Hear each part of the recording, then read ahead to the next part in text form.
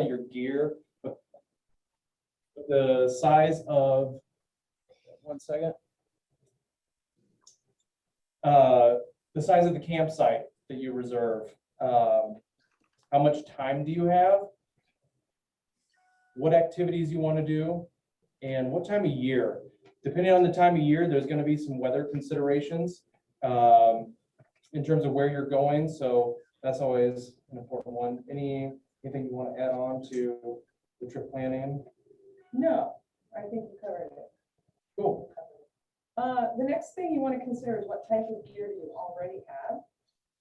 So making an assessment. If you don't have anything, I know it's been mentioned by our introducer that REI is able to rent some gear. Due to COVID-19, we are still restricted on the sleeping bags, but we do have a wide range of gear for both a backpacking trip or just a car camping trip. And we'll kind of, we didn't have that in our notes, but I'll just clarify that right now. Car camping is just as it sounds. You're going to load up your gear in your car, you're going to drive to your campsite, you're going to unpack from your car is always there within distance to even store things if you need to. Backpacking, you're actually leaving your car, you're hiking some distance to go camp, and you don't get back to your car until the end of your trip. So with backpacking, lightweight gear is ultra important. Car camping, it really doesn't matter. You could bring a lot to go car camping. So It just kind of depends on how much space in your car you have. I know we did a trip in down to North Carolina where we spent a week camping our way back, camping and hiking, and we had a two-door Honda Civic and we had it packed to the brim. So you can make it happen. Also with the rentals, I know there, aside from REI, there's some online resources to rent in the area. I'm not sure about any other brick and mortars that rent. We are the only store in the Chicago market that does the camp rentals. So if that's what you're looking for, you come here. Lincoln Park still does boats, but anything camp related, we've got you covered. As she's saying, anything from really the essentials, which we're going to go over what you would need for that camping trip. All right. Next up, making reservations. So, especially since our new COVID world where people have discovered the outdoors and camping, reservations are even more important. It's really hard to get spots in places that do take reservations. And sometimes you have to reserve as much as 9 months in advance. The national parks are especially busy. So whenever you're thinking about that trip, especially a big trip, the sooner you can lock that in, the better. Not everywhere takes reservations, but definitely research that. A lot of like the parks and whatnot will have their own website, or you can visit the DNR websites or places like Reserve America, which I think that's probably the most common online reservation. Clearinghouse now, like one located central place where you can go and reserve all across the country. Another thing is our state parks and our national forests will also have camping, and they're going to have drop-in sites available, but proximity to a busy area like Chicago on a really nice weekend, you would need to be sure like you get there soon enough to get one of those non-reservable sites. So there are ways to get camping without a reservation, but it's kind of first come, first serve.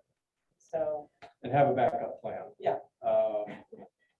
And hopefully there's other places nearby if you find yourself in that situation. We listed a few places that we talked about that are in the area.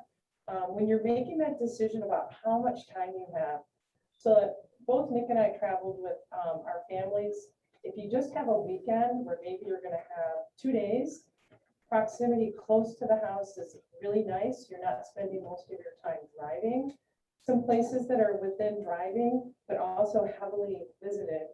Illinois State Beach Park, Chain of Lakes State Park, Kettle Moraine is within driving to do for a day. Starved Rock, you're going to go a little farther, and I think Rock Cut is close.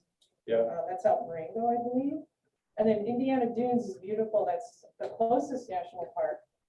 But this time of year with the water, it gets a lot of traffic. So really making sure you can get in there and get a spot. They have Sleeping Bear Dunes too. It's not that much further. That's a state park for Indiana, but it still offers the. Warren Dunes. Warren Dunes. And Warren Yep. Dunes. Yep. Yeah. There was another one I forgot to put on here again. It's really close, just outside of Kenosha, the Richard Bong Recreation Area. It was actually supposed to be an Air Force base. It was named after a World War II pilot, but ended up the state turned it into a big recreation area. 2 different campgrounds on that one, really close, and a lot to do there. There's hiking, there's horse trails. There's actually ATVing and hunting on site. So sometimes in the fall, you might wake up to the sound of shotguns. And then what else am I missing? There is a lake there with a beach. I think there's one other activity there, but it's escaping me. That's another one. Yeah. It's about 15 miles west of Kenosha, so really close. Back to the websites. When you are picking out your website or your campsite, a lot of them will have maps of the campgrounds, and you can pick out your specific site. A lot of them now also have pictures, so you can click on whatever numbered site that is and see actually what that site looks like. Maybe you have a hammock and you want to hang a hammock, you can see if there's 2 trees to do that, things like that. But also more importantly, your proximity to other things, amenities. A lot of places have restrooms available for you, showers, water. So when we go over the gear, if you want to bring water, drinkable water to your campsite, and then very importantly, trash cans that are animal proof. Please don't keep that in your campsite. Another important consideration too, when you're camping at some of the larger facilities, is proximity to RVs. Typically in larger campsites, they're going to have a separate section just for RVs because they'll have electrical hookups, and RVs need to run their generator, so they can be a little noisier. An RV is like a moving house, so people will have television, they'll have music. And if you're really there to enjoy the outdoors and be in nature, and you want to be out looking at the stars, you don't want to hear somebody's country music or their rock and roll or loud, you want that to be a really nice experience for your family or for yourself. So looking at the site to see where the RVs are, and then choosing your campsite so that you can maybe have distance from that, if that's what you choose. Next on the preparation is it's not the most important, it's 1A to making a reservation, and that's creating a checklist. Without fail, every time I have gone camping, I have forgotten one thing at least. Regardless of checklists, they're always, oh my God, why didn't I bring this? Yeah. So now what we're going to do is go over some of the gear that we consider more, I would say, essential for your camping. Because you're gonna have to make that decision of what's essential versus maybe some comfort pieces to really bring home into the outdoors. So first, your tent. Here we've got a 4-person tent. Again, when you're picking out your site, if it allows multiple tents, you need to know how much space you've got. Is it multiple 2-person tents? Do you have room for those 4-person? And then how many people are going to be using the tent? It says a 4-person, but it's pretty tight for a 4-person. I always say if you're bringing 4 people, maybe get a 6-person tent. So you have that little extra space, not only when you're sleeping, but in those times where all of a sudden you get a downpour in the middle of the afternoon and you just head inside. You want a little bit of room there, whether you're playing games or whatnot. Next up is going to be your sleep system. So a sleeping bag, very important. During the summer months and like this heat wave we're experiencing, you're not using a sleeping bag. But when it is cooler, when those overnight lows do drop, very important to keep yourself insulated. And a couple quick things on that. The temperature ratings. You want to talk about temperature rating real Yeah. quick? So right here, I'm holding a down bag and it says it's a 20 degrees bag. When you're shopping for a sleeping bag, in our department, we actually have temperature ratings shown. And some of them will say tested comfort and lower limit. Tested comfort means you're asleep at that temperature rating. Lower limit means you'll be alive. The bag will keep you warm. If a bag doesn't have either a tested or a lower limit, it just has one rating, you automatically want to add about 10 degrees. So we do have bags in our store and it might say it's a 25-degree bag. Technically, you'll be comfortable at 35 degrees. So just a heads up, there's no universal system necessarily. And those that are tested, the individual is actually wearing a base layer. So just so you know, Yep. That's an important consideration. And we always say it's easier to dump heat than to add it. So you can always unzip and let heat out as well. Insulated pads, again, in the summer months, you'll be fine with an air mattress, but when it is cooler, an insulated pad, because when you are inside that sleeping bag and compressing that bottom layer, it's not allowed to loft out and trap that heat. So having that insulated layer underneath you keeps you from losing body heat to the ground. Whether you're sleeping on the ground or a cot, whatever your setup is, very important as well in those colder months. A lot of times in the summer, so we'll just use an air mattress and then maybe some pillows and a sheet from home. And then the sleeping bag or the insulated pad. So again, when you've got that car, you don't have to worry about packing everything into a backpack. You can bring regular pillows and blankets and bring a little bit of that home to your campsite. Next up, furniture, camp chairs. They come in singles. There's love seats. Again, whatever you're trying to create for your comfort zone there, whether you're sitting around the campfire or eating dinner, having the camp chairs. A lot of the campsites will have a picnic table for when you're eating dinner. So those are nice to sit at and have that communal space as well. Yeah. Anything else on furniture? No, I think that does it. And then lighting. A traditional lantern or headlamp, nice hands-free option. So if you have to run to the restroom in the middle of the night or anything like that, these are always good to have. And then the lanterns, even if you have the headlamp, are really nice to light up your campsite at night. I know in like later fall, when you're doing that meal prep, it's going to be dark out already. So being able to illuminate the table or picnic table that you're using, that comes in very handy. You want to talk stoves, coolers, and so on? So, sorry, I stepped out of the way. Stoves, you have a variety of options. Some people want to go all natural. So they want to cook right on the fire. You can do that as long as there's a fire pit with a grate. Most of your state parks and national parks will have a grate that you can use. You will need kindling or firewood, and typically you cannot bring that across state lines. So you're going to get your wood either right at the campground, or sometimes there's a vendor right outside the campground, or the camp host might sell that wood. Any kindling is anything that you can find laying around in the campground. So that's if you want to cook on, the grate. Some people go as far to bring like the good old skillet, the Lodge skillet, which can go right in your coals. You can make some great meals with the skillet. Of course, we have lighter weight materials. So this aluminum fry pan, it's got a great heating surface, non-stick, and again, a real powerful burner setup compared to like the old Coleman that I have. So you can really cook up some fancy meals if you like. We call that lamb cooking. But The technology has improved on a lot of our stoves. They have a self-igniter.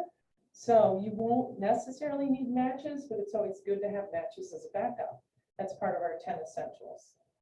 There's also one burner options as well. Yes, That- and we have different stoves. Because of COVID, some of our companies created a stove that runs on a is it, Butane. butane in a different mix, but it's like the size of a whipped cream can and very portable, easy to find, because last year we had a shortage of the Coleman canisters, and we had a shortage of the backpacking fuel. So the industry responded and created another way that's lightweight and portable to help people get outside. Cookware. You can also get something, there's high-tech pots. This is super lightweight that you could boil water, prep noodles. This is actually part of our rental kit. It comes with 2 bowls, 2 sporks, and 2 cups, and it all fits inside of the pot. So nice, compact, and convenient. You can also buy things like this. You could, we have lots of different options. And some people go with the old enamelware, which is super nice. Yep. So you have lots of different options to use. Let's see, what else? So if you're going to be cooking, again, we want to be safe and we want to think about not getting ourselves sick and also not kind of leaving a mess. So you've got to be sure you're bringing some soap. You can bring your own soap from home, but you're going to want dish soap and you're going to want hand soap so that you're cleaning before you're prepping and then you're cleaning up your dishware. That means you're going to need also to get water. So you're going to need a way to transport water to your campsite. So this is a really static shape. You can go with something like the Aquatainer. It holds quite a bit. Again, your campsite will tell you where your fresh water is located. And then inside of this unit, it does have a tap. So it's very easy to set this up so that you can then tap this and use it very quickly. You can also get the water cubes. They pack a little bit smaller, but they hold, what's the largest one? Is there a 10 gallon? 5.3 gallons is the Five. largest we have, I think. Yep, no, and then, there's one thing I was gonna hit on. Oh, when you're setting up your camp kitchen. Oh, yeah. We don't have one here, but you can bring in a separate table. We have those in our rentals as well. Or you can even use the picnic table. It'll just keep in mind, it's gonna take away that space for you to sit down as you have your stove and everything else on there. And another important one is the trash bag. So you're gonna create maybe some food waste. You wanna dispose of that properly at the campsite. So that's gonna be a must-have. And then perhaps a hatchet. We talked about the firewood. If you need to create some kindling, have a hatchet. That's, I think Dolores saw, was one of the most often forgotten items for people that are heading out on a camping trip. Right. And then last, but certainly not least, and hopefully you don't need it, a first aid kit. Always carry one of those with you. It's one of the 10 essentials, which we'll go over a little bit later, but always have one of those on hand just to be safe. So before I did this program, I have 4 kids and we camped with all of our kids starting at age 18 months. And I asked my husband, do you have anything as a dad that you want to share? And, it's a good takeaway. And he said, when it's your first few times going out, especially if you're car camping, bring everything you think possible to make everybody happy, because you're only as happy as your most unhappy member. So if you forget just a little thing, that one person, and especially a small person, they're going to be really not happy, and the thought of going camping again is going to be awful. And as you go camping, you're going to whittle down what are your essentials? What makes sense for the way you and your family camp?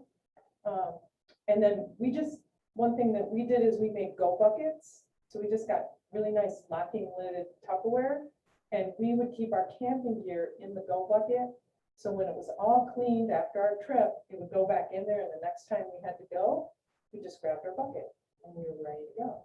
So just a nice little tip. Bucket reminded me, there are portable sinks that you can take too to wash your dishes in as well when you bring in, with the dish soap and everything. The last thing on creating a checklist, and also very important, meal planning. We're going to get into the meals a little bit in a little bit more detail later, but it is nice to really plan that out. So it's one less thing you have to worry about when you're actually at the campsite. And of course, you're gonna have a cooler. It doesn't matter what time of year you're going to have items that you're gonna want to keep cold. So I know Nick's gonna share some things like to help kind of think about using your cooler and being efficient with planning a meal so you can have something do two things. And that's kind of the way you want to think. How can I get the most uses out of what I bring, so that I'm not having to have something specific for every little item? But the cooler that we have here, this would be plenty fine for a weekend trip. With a family, dependent on, like, there's not a lot of room in there for some things. So you're gonna make choices about what it is you're bringing.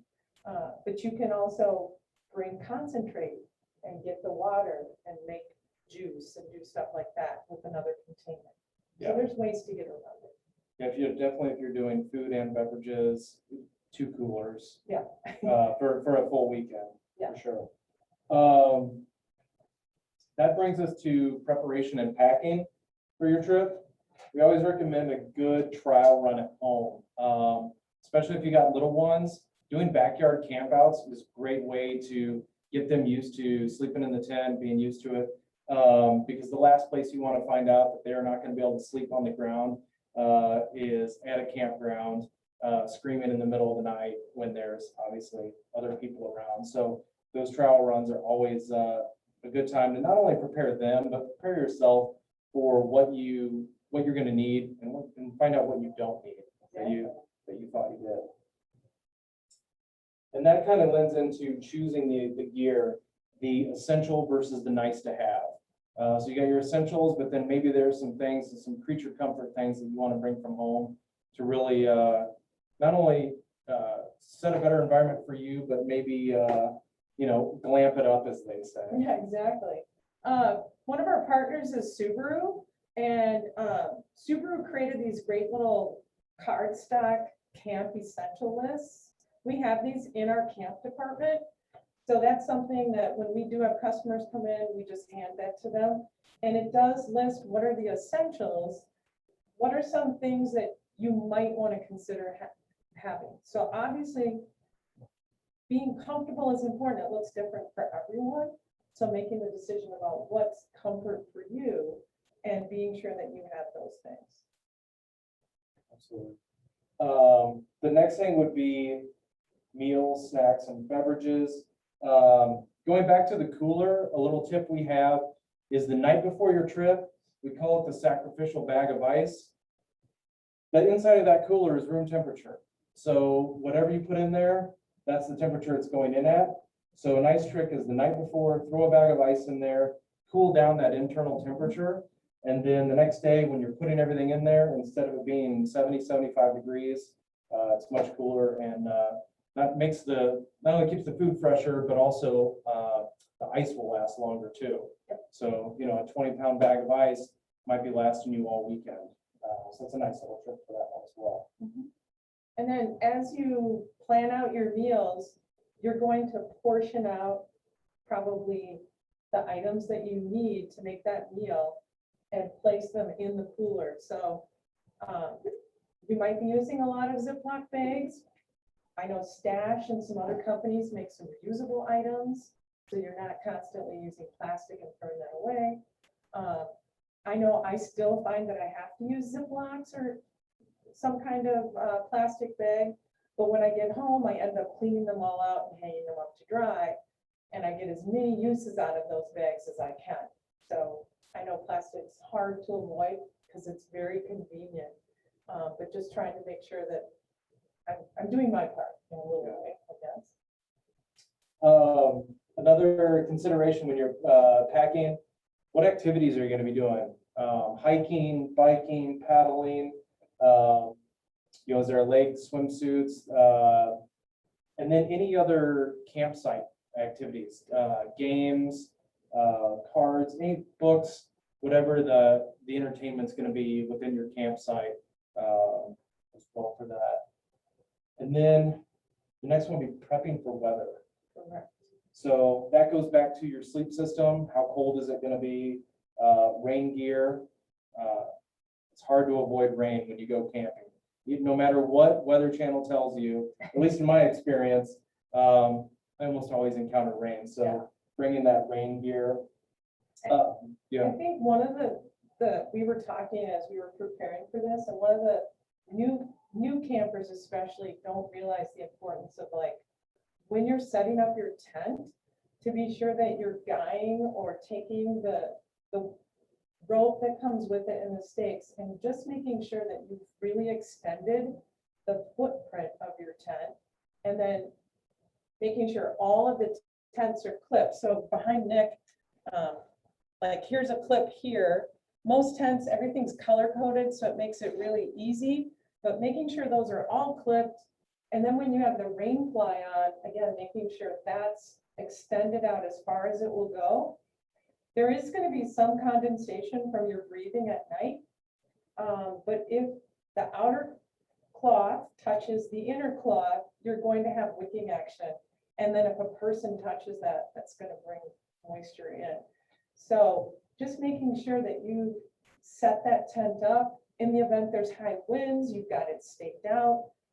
We were actually at Kickapoo State Park during a tornado, and we couldn't leave, and we had to stay in our tent, just put all of our gear in the car. Everything was fine, but, you know, all we had was fabric to protect us, and we were glad it was staked out because it didn't, you know, and us in it, probably we didn't go flying.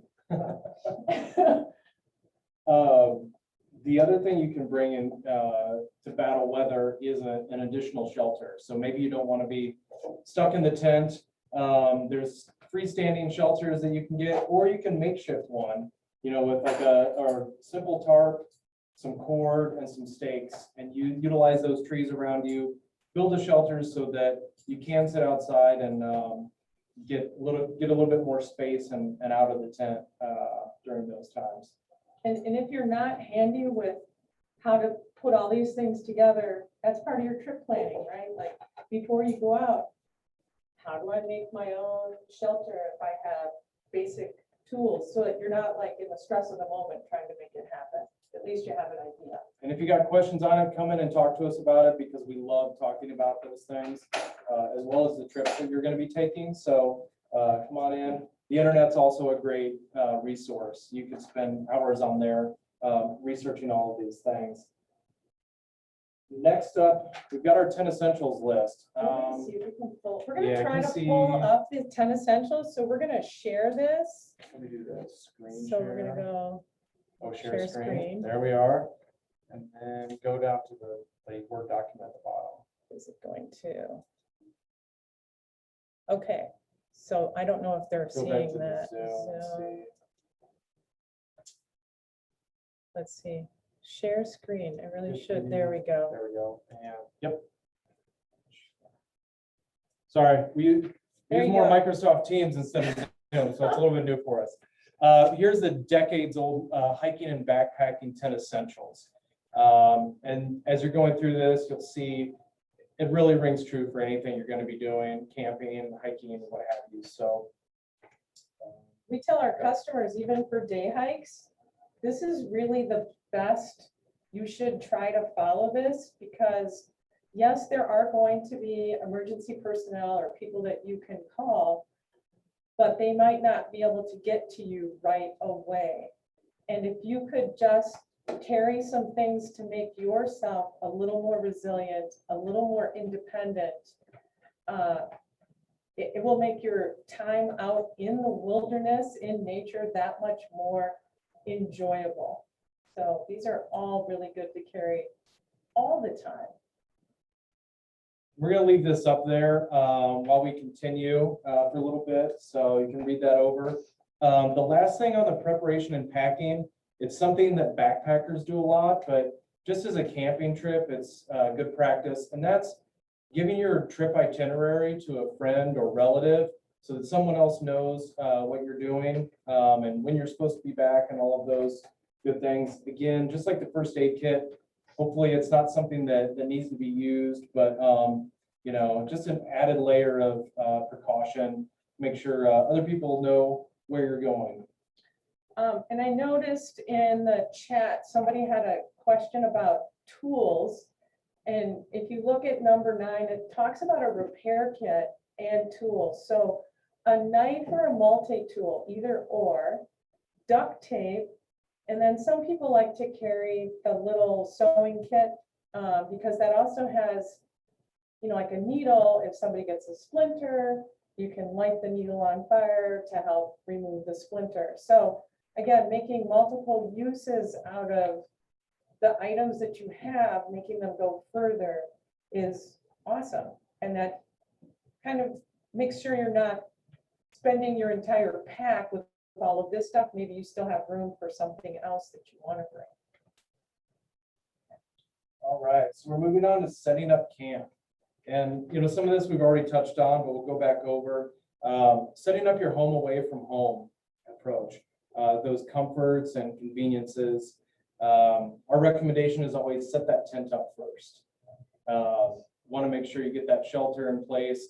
If you've got an air mattress or an air pad, get those inflated and make sure that's all ready before you do anything else. Because the last thing you want to be doing at the end of the night is setting up a tent or blowing up an air mattress. And I don't think your neighbors next door are going to want you blowing up that air mattress later at night either. So always go to the tent and sleep system first.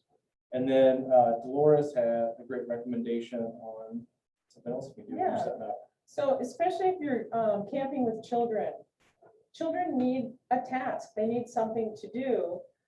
So giving them something that you feel comfortable that they can assist with, and it's also age dependent. So maybe they're helping one of the adults who's prepping the meal for the night. Or maybe they, with a sibling, are going to get the water from the water spigot.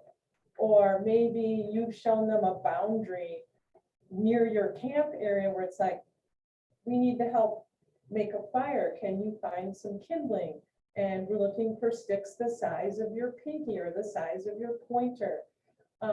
Children, they just need that little bit of structure. It helps them to feel like they're participating, and it makes them feel important, like they have a place, and they're less likely to maybe get into some trouble if they have something that they're given to do.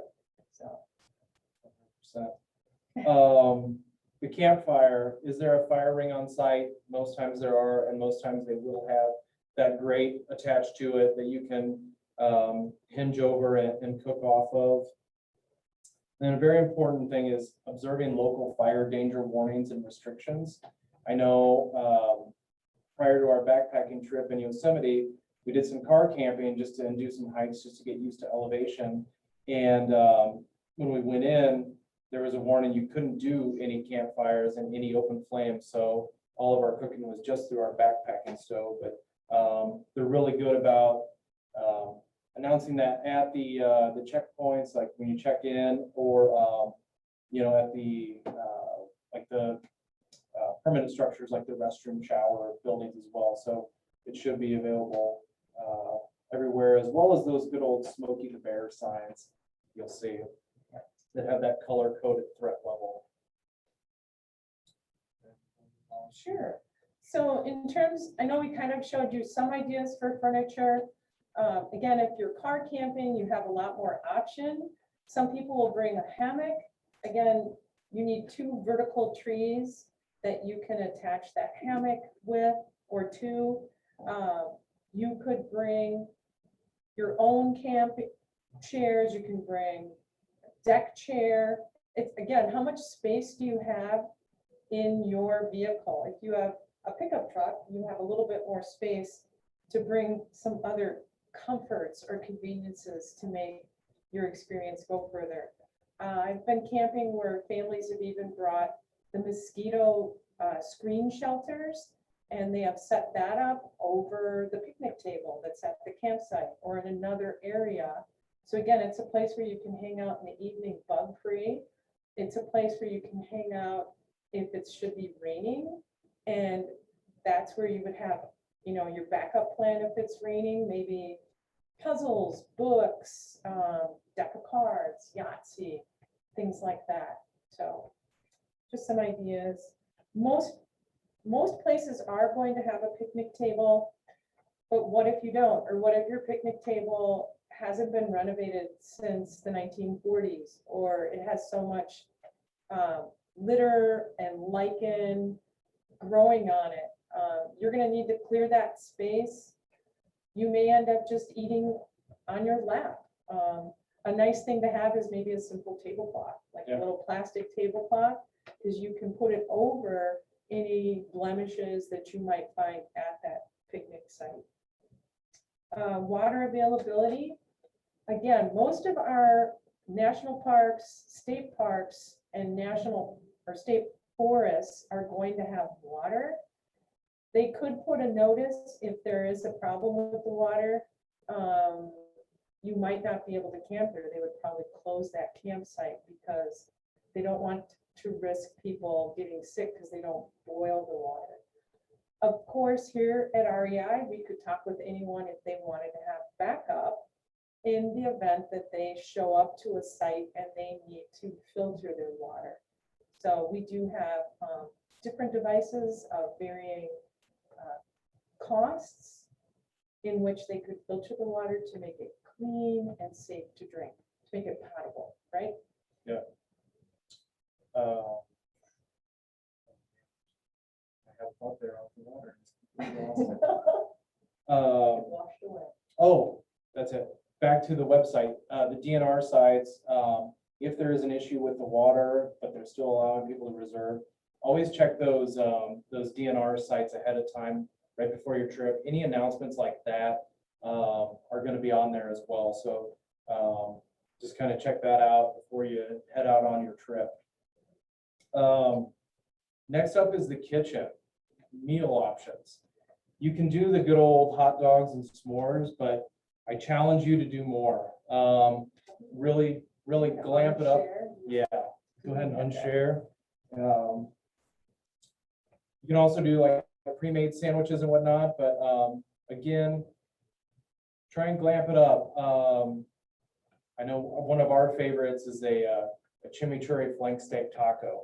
So we have that marinade. It's usually night two because it marinates overnight in the cooler, but that's a really good one. Other things you can do to sort of save some time as well. Another favorite of ours is pre-make breakfast burritos. Put them in the freezer, wrap them in aluminum foil, throw them in the freezer. And then that first morning, you've already got breakfast made. You just need to get those out, heat them up over the fire, and you're good to go. And then from dessert, Dolores has a fantastic recommendation. If you wish to bring something like this or the Dutch oven or just this with the cover, we made peach cobbler, fresh peach cobbler in the charcoal, and it was awesome and amazing. It would have been really nice to have had some ice cream, but we didn't want to like take that space. You can also, in some areas, if they have berries, and it's okay, you can do the berry picking, and then you could have granola and have that with milk or something of that nature. There's always the traditional, like my chipmunk is eating s'mores. Everybody loves s'mores, marshmallows, any kind of chocolate, and really any kind of cookie. So that's a big winner, especially for the kids. And then there's a lot of great resources for this too. So there's books on it. I know we've got some in store, but also the internet there's troves of information of really the glamping meals that you can make. So again, really challenge you to bring home out into the outdoors and have some fun with those meals. important follow-up to that is identifying the waste areas within the campground for any food scraps, because if you don't do so, you're gonna get some overnight visitors, and depending on where you at, it could range from a raccoon up to a black bear. So try and avoid those encounters in the middle of the night, because it's gonna affect your night's sleep, and you're probably gonna have a considerable cleanup in the morning if you don't take care of it before going to bed. And that's everything from like, just simply having a trash bag that if you want to keep adding to it, you could put that in your vehicle at night.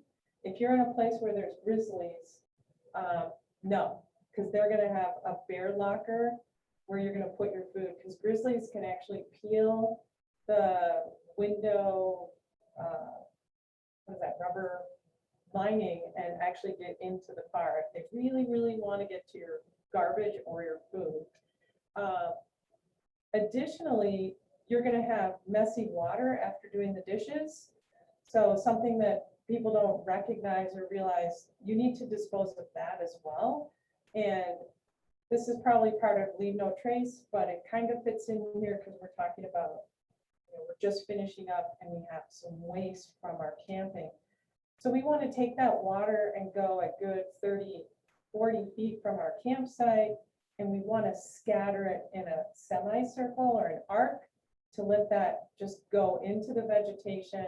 Any food scraps or anything, if there are critters, they're going to be far enough away from where you are and where your neighbors are that they're not really going to bother you. We don't want to take that back to the restroom facilities and dump that into the sink because it will clog the sink. And we don't want to dump it necessarily into the pit toilet because that can attract critters to the place where we want to go to the bathroom. So that's usually how you dispose of that gray water. And then the last bit of setting up camp, setting up that play or activity area within the campground. If you've got a nice sizable camp and you've got some of those activities you're bringing from home for yourself or the kids, sort of setting that up as well. Something simple like frisbees, beach ball, again, the cards is a good Cornhole, one. the bag set, yeah. Yep. And then a lot of our state parks and our natural areas and the national parks are going to have ranger-led programs. So it's worthwhile if you do make a reservation to see what's available and take part and enjoy some of that expertise that someone is sharing with you. They're very well done programs, and you can always learn so much. So it's wonderful to participate in something like that. Nick, I see a question over there. I just want to address because we didn't think about it. And that's about ticks. Where's the tick on this? Above the rain What about ponchos. ticks? Any advice? Yes. So first bit of advice would be you can pre-treat your clothing to protect against ticks and mosquitoes, but also finding that if you're going to be using bug spray, one that protects against both ticks and mosquitoes. Not all of them do, so find something there. It's tough. I know I've still, regardless of the precautions I've taken, I've come home from Wisconsin, either myself or my dog. So Yep. you're always it's gonna be like after the trip, doing that check to make sure nothing came home with you. But that's one of the main precautions you could take, either that the clothing that has it built in, or there is permethrin that you can pre-treat clothing and stuff to help guard against that. And that's the permethrin. I wish I had brought it in here, but it's a Sawyer product. It's very, very popular, very, very affordable, and very easy to use. I also was a guide at Morton Arboretum, and with little ones, you can do a tick check and have them assist. It's just like you're playing Simon Says, so we start up at the top and we're going to feel all around, and really they like to go behind your ears and the nape of your neck. They're just looking for a place where they can latch on. So if you find them under your shirt, typically it's because you feel them crawling. They're moving up to an area where it's going to be easy to get that blood very quickly. How do you avoid them? I mean, just I think just using some of those preventatives is probably the best. And knowing that you're gonna be outdoors and ticks live out there, their season is really March, end of March to end of May. And then they pick up again in August through the beginning of October. So they kind of have two breeding times. And that's when you're going to really run into the chance of getting ticks. Yeah, I'd say the other maybe consideration is that to set up your tent more of like the open space and not up against the brush along the edges or under the trees. So kind of open space for your tent. And then you can also bring along a tick key too. Those help if you do happen to get one to help remove those off of you or your loved ones.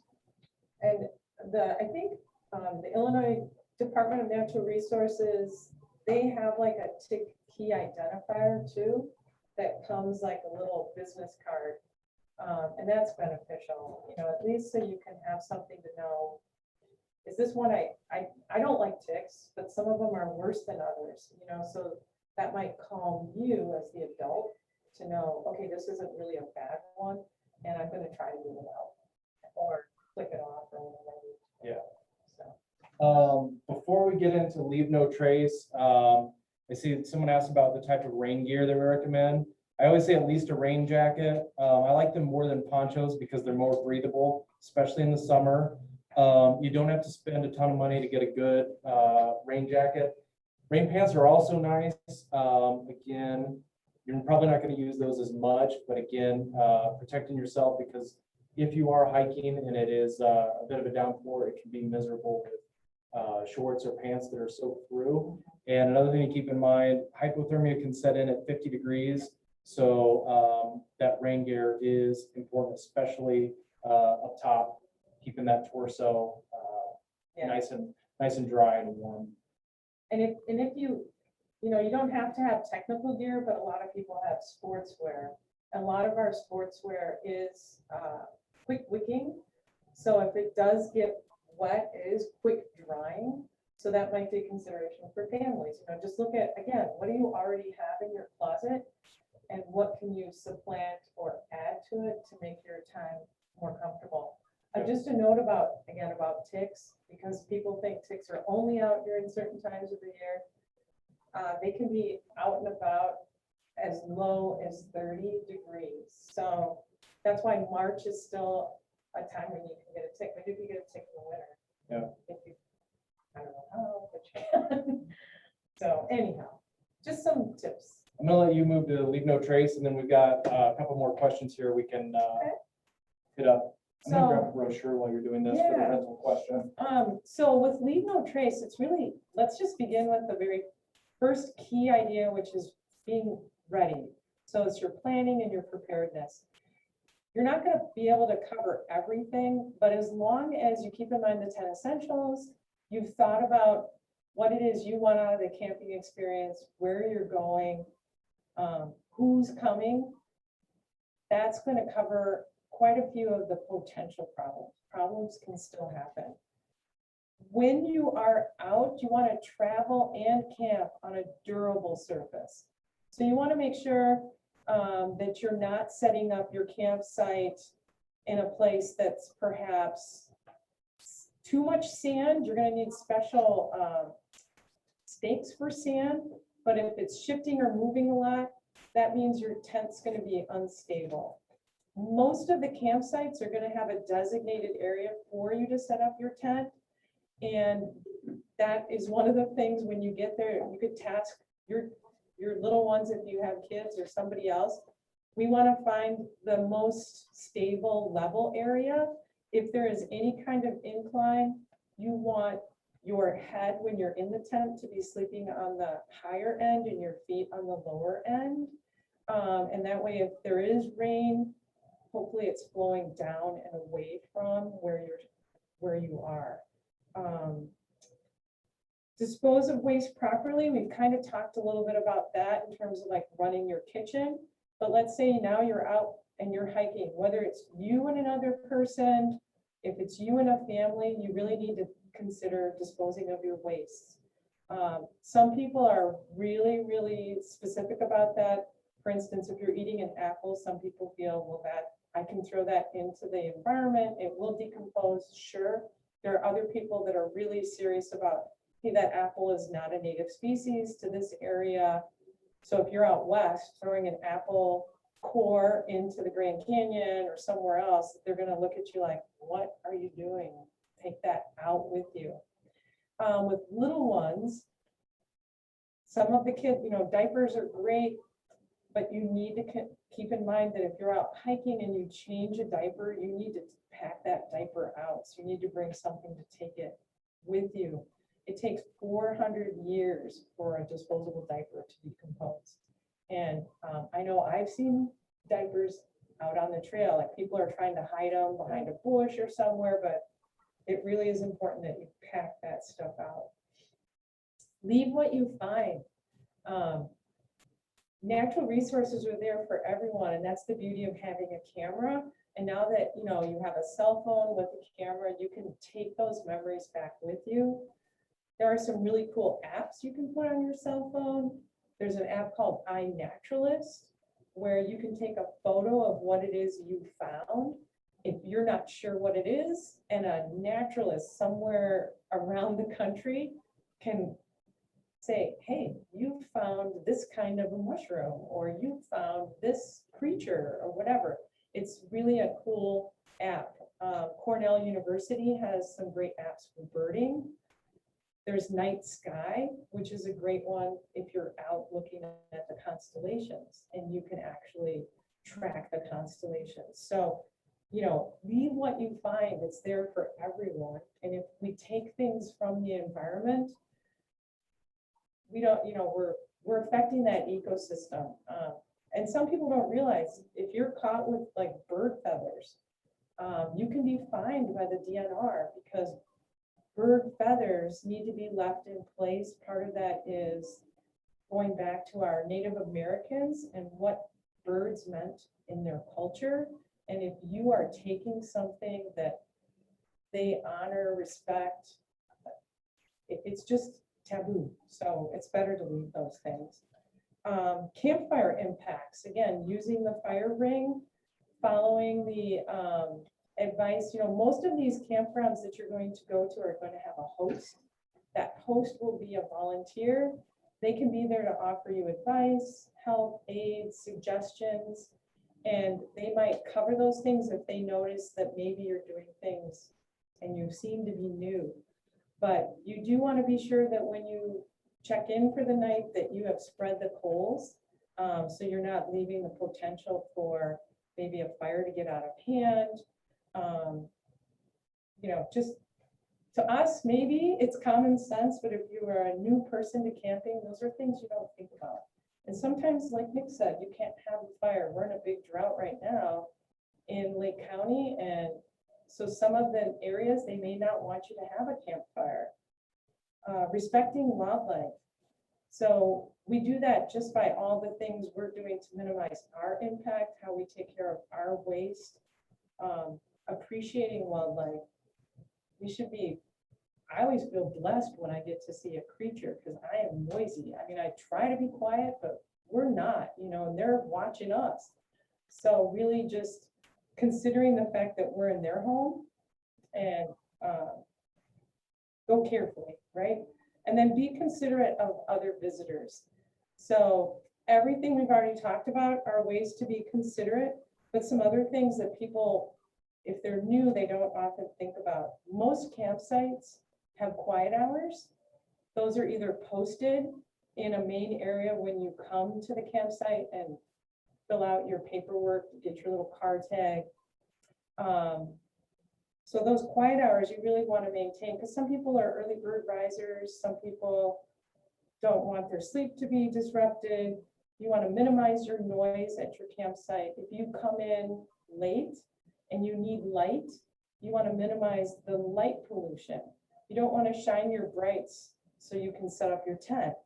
You want to have those headlamps, right? And you can use these to help you find your place. Some headlamps have red light capability, and red light lets you see without blinding your colleagues or Also, you know, getting into the tent of someone else. And then lastly, making sure you're aware when you're walking through a campsite that you're not taking a shortcut through somebody else's campsite. So the quickest route to the bathroom might be to go through campsite 45, but if somebody is sleeping there, you really need to take the roundabout way. So just, you know, thinking about how would I want to be treated, then I'm going to try to treat others that way. It's the golden rule, right? That's Easy. right. Right. We had a question about what would a rental kit cost for 2 people and what does it include? Right now, since we don't, or we can't do sleeping bags, pillows and liners, we don't have any camp kits, so everything's a la carte. But I'll just give you a quick rundown of like what some of those costs are. The tent's going to depend on the size you get, and members get discounts there. So I'll give you the member pricing. 2-person tent, $25 for the first night, $4 every additional night. The 4-person is $40 the first night, $6 for every additional night. 2-burner stove, $8 first night, $2 each additional. Coolers, 5 and 2. The chairs, 6 and 2. We do have that camp table, $5 each the first night, $2 each additional night. And we even have the lanterns, $4 first night, $2 each additional night. We have trekking poles, we also have backpacks, and we have like the really, like those flex type chairs, right? Those are Yes, yeah, we have the backpacking backpacking chairs as well. So you can mix and match since we don't have the kits right now. If you want some of the backpacking gear with some of the car camping gear. So for example, I helped a lady that called out of Chicago and she did a 4-night trip for 4 people. So she got 2 tents and 4 chairs. I mean, she had a lot of equipment for $150. And being that member is really helpful because you don't have to leave a deposit. So Yeah, that that's too. the other nice thing. And there was another one. How do you clean rented campwear? The things you're gonna have to worry about cleaning for the most part are gonna be the pots and pans. And Basic dish soap. basic dish soap. We don't have any.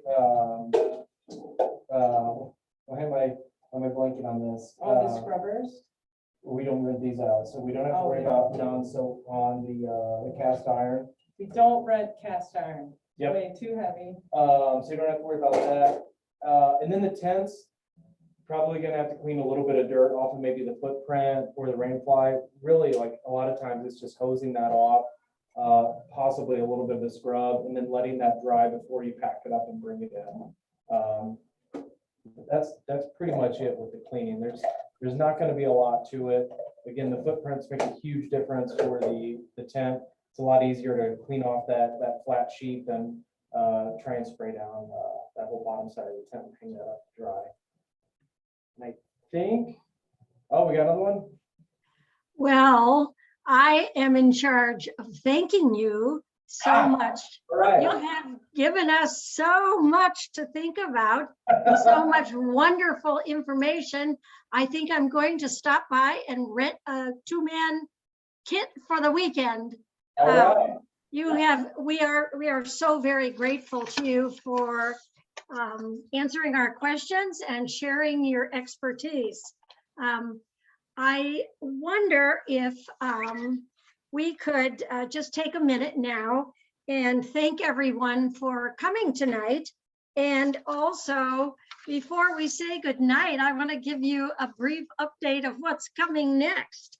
In July, on the 2nd Sunday at 7 o'clock, we are delighted to have Nickeen Almasi, who is a naturalist with Cook County Forest Preserve, and she has a wonderful program on the sounds of the night. And of course, that is the insects. She will show us how they make their lovely songs and even have some instruments and an orchestra from the University of Chicago. She'll use their presentation to make you understand. It'll be a program for everyone. Her little drawings of the insects are phenomenal. I would hang them in my living room. In August, we are delighted to welcome Patty Vitt, who is working at Grant Woods, and she was originally at the Botanic Garden and now is there doing research on how plants are going to withstand the coming global climate changes. And she'll share her research with us. Then on September 12th, the Coupe de Grace, our very own Gloria, Charlene and Jim Bland will be talking about HABs. They've been in the paper. What is that stuff in our lakes? The hazardous algae blooms that are, I can't open the newspaper that I don't see another lake that's being attacked by these, and they'll be sharing lots of information on that. And then in October, we're going to have Ann Lacey from the International Crane Foundation, and she's going to share information on the research that's going on. They're located in Baraboo, Wisconsin, and this is a worldwide organization. And when we hear those honkers going by, we'll have a better idea of which ones they are. November, our November is still in process, so we don't have anything to announce, but we are so grateful for REI and for you coming to join us tonight. You have been awesome, and we thank you, and we'll all stop by the store and buy a lot of stuff. We just want you to get out and go camping. Yeah, just come in and so talk to much us. I fun. mean, you don't even have to buy anything. Just come in, ask us questions. That's the best part of our job. Steve or Anthony had asked about the ponchos. It's a nice, inexpensive way in case you are going to encounter rain. Just the one thing to understand is they're just not going to be as breathable as a regular rain jacket. But again, you can get one for $5 and they pack down really small. So. And try it out, because you may find that you like it a lot and want to invest in different equipment. For example, if you're on your way to Quetico, where you paddle everywhere you go, you're going to take a different view of rain gear. Absolutely. Yep, 100%. Thank you very much, and thank you all for joining us. And we'll be sending you updates for the coming months. Wonderful. Thank you very much. Thank you.